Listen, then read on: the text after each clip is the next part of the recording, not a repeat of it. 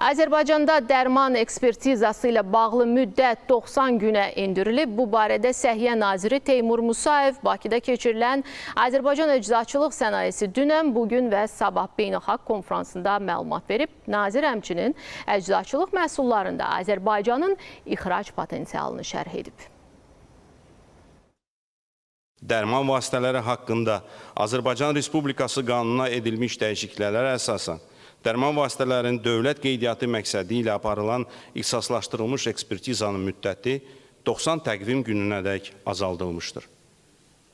Qanuna yeni maddə əlavə edilərək xarici qeydiyyatın tanınması üzrə prosedur müəyyən olunmuşdur.